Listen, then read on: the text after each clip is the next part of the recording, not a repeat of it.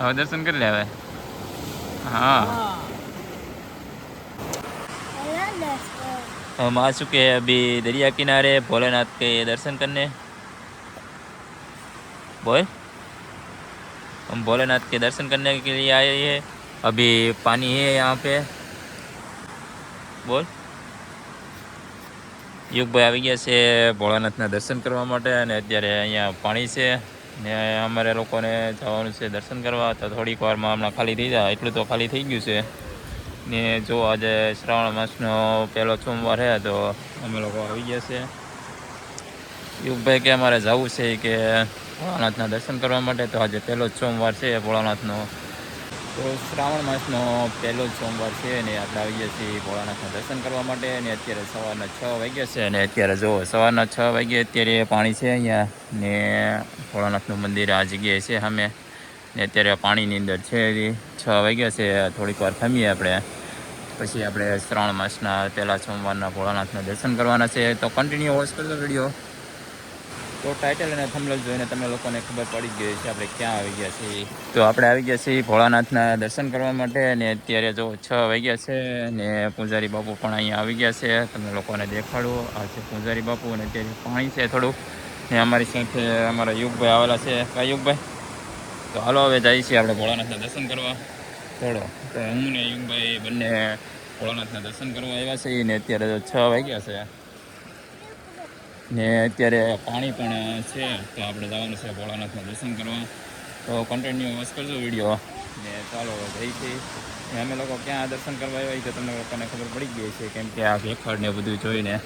કેમ કે ઊંચા કોરડાની અંદર આજે ગામની અંદર જ પહેલી વાર આપણે ભોળાનાથના દર્શન કરવાના છે ને બીજા સોમવારે આપણે જવાનું છે રત્નેશ્વર મહાદેવે. તો 4 સોમવારે આપણે અલગ અલગ મહાદેવના દર્શન કરવાના છે. તો અત્યારે તો જો ભોળાનાથના દર્શન કરવા જઈએ છીએ ને અત્યારે તો અહીંયા પાણી આવી ગયું છે અત્યારે. તો આપણે જઈએ છીએ અને પૂજારી બાપુ પણ આવી ગયા છે અને આ છે ઊંચા કોરડા બીચ અમારું. તો સરસ મજાનું છે. અત્યારે 6 વાગ્યા છે ને અમારે યુગભાઈ જો આવેલા આવે છે. હવે યુગભાઈ કેમ આવે જોવા. તો યુગભાઈ ગયા છે ભોળાનાથના દર્શન કરવા. તો અત્યારે જો સવારમાં વહેલા જ આવી ગયા છીએ. અહીંયા છે ઊંચા કોરડા બીચ. તો અહીંયા સાતમ આઠમનો મેળો ખૂબ જ હોય છે ભવ્ય. તો પહેલાં તમને લોકોને ભોળાનાથને દર્શન કરાવી દઉં. તો ચાલો હવે જઈએ છીએ ભોળાનાથના દર્શન કરવા માટે પહેલાં. કેમ કે પાણી થોડું ઘણું ખાલી થઈ ગયું છે અને આપણે પાણીમાં પણ દર્શન કરી લઈશું. બધાની પહેલાં જ આપણે દર્શન કરવાના છે ભોળાનાથના.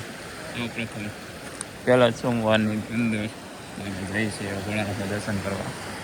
તો ફાઇનલી અમે લોકો આવી ગયા છીએ ભોળાનાથના દર્શન કરવા માટે. અને અત્યારે જો પાણી છે અહીંયા ને પૂજારી બાપુ જો આ જગ્યાએ ઊભા છે અહીંયા. આ છે પૂજારી બાપુ. તો પૂજારી બાપુ પણ હજી ઊભા છે જે ને થોડીક વાર લાગશે કેમ કે હજી પાણી આ બધું ખાલી થઈને જો અહીંયા આવે છે. નકર તો બધું શણગાર ને એવું બધું કરવાનું હોય છે. તો હજી પાણી અહીંયા આવે છે એટલા માટે પૂજારી બાપુ પણ ઊભા છે ને આપણે પણ અહીંયા બેઠા છીએ. ક્યારને આવ્યા છીએ આપણે ઘણી વાર લાગી ગઈ. 6 વાગ્યે આપણે આવ્યા હતા ને અત્યારે તો જો 6 વાગ્યા આપણે આવ્યા. અત્યારે 6:30 7 વાગ્યા જેવું થઈ ગયું છે. આપણે કંઈ જોયું નથી હજી. જો જ્યાં ઊભા છે ને આ છે ઊંચા કોરડા બીચ. સરસ મજાનું થઈ ગયું લીલુંછમ. હવે ઊંચા કોરડા આવજો સાતમ આઠમનો મેળો કરવા માટે. સરસ મજાનું છે ને આજે શ્રાવણ માસનો પહેલો સોમવાર છે ભોળાનાથનો. તો અમારે યુગભાઈ કહે કે મારે પણ દર્શન કરવા આવવું છે ભોળાનાથના. એ કે શું કહેતો હતો હમણાં દર વખતે આવવાનું એમ કહેતો કે હે એ એમ કહે કે દર સોમવારે આવવાનું નકર ભોળાનાથ મારશે એમ. તો દર સોમવારે દર્શન કરવા આવીશું. કા આપણે ગયા વખતે આપણે કે નહીં બીજા સોમવારે ક્યાં જવાનું ખબર છે? રત્નેશ્વર મહાદેવે. આપણે દર વખતે અલગ અલગ ભોળાનાથે જવાનું છે અને ત્રીજા સોમવારે આપણે જવાનું છે. તો અમારે ત્રીજા સોમવારે જવાનું છે બચેશ્વર મહાદેવે. તો બચેશ્વર મહાદેવ આવેલું છે કરસાણની અંદર છે. ભાદરવીની અંદર ભવ્ય મેળો હોય છે ત્યાં પણ. તો આપણે મેળામાં પણ જવાનું છે અને ત્રીજા સોમવારે આપણે છે કે ને બચેશ્વર મહાદેવના દર્શન પણ કરવાના છે. ને ચોથા સોમવારે આપણે કોપનાથ અથવા તો કંઈક બીજી જગ્યાએ જઈશું. યુગભાઈ હા યુગભાઈ કઈ ગઈ ચોથા સોમવારે કંઈક જઈશું. હવે સોમનાથ જવું હે સોમનાથ જવું કેવું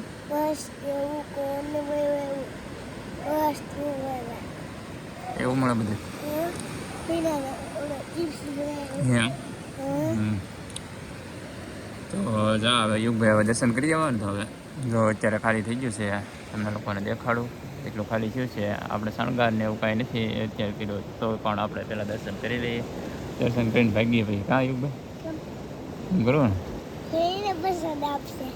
એમ.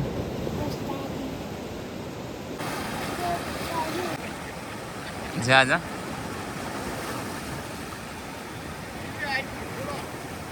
અરે યુગભાઈ તો અત્યારે દર્શન કરવા જાય છે ભોળાનાથના. જા દર્શન કરી લે. કરી દીધા દર્શન? હે યુગભાઈ દર્શન કરી દીધા ને આવ્યો હતા સામે. જા સામે આવ્યો હતા ઠેઠ. એમ તો એને બીક લાગે કા, પાણી આવી જવાની બીક લાગે એને. જા દર્શન કરતા. બસ આવું ઉપર હવે દર્શન કરી લે હવે. હા તો ફાઇનલી અત્યારે જો ભોળાનાથના દર્શન કરીએ છીએ. અને પાણી પણ અત્યારે આવે છે, કેમ કે જે પાણી એટલું બધું ખાલી નથી થયું હજી, ને ધીરે ધીરે ખાલી થાય છે. ને આપણે જો અત્યારે પહેલી જ વાર આપણે શ્રાવણ મહિનાનો પહેલો જ સોમવાર છે, ને પહેલી જ વાર આપણે આવી ગયા છીએ અહીંયા શ્રાવણ મહિનાના સોમવારે પાણી રેડવા માટે ભોળાનાથને.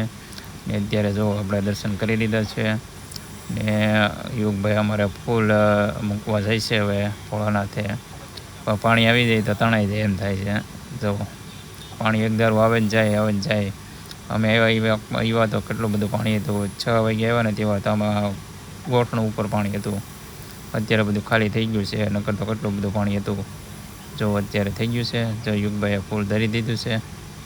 પૂજારી બાપુ શણગાર કરશે પણ થોડીક વાર લાગશે, કેમ કે પાણી અત્યારે હોય છે એટલા માટે કાંઈ કરે નહીં હમણાં.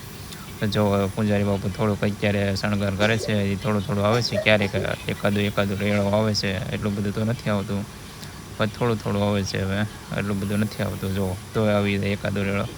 નીચે હજી કરવાનું બાકી છે, થોડી વાર પછી કરશે હજી. તો કન્ટિન્યુ વોચ કરજો વિડીયોને. વિડીયોની અંદર પહેલી વાર આવ્યો ને તો લાઇક શેર અને સબસ્ક્રાઈબ કરતા હજો બધા.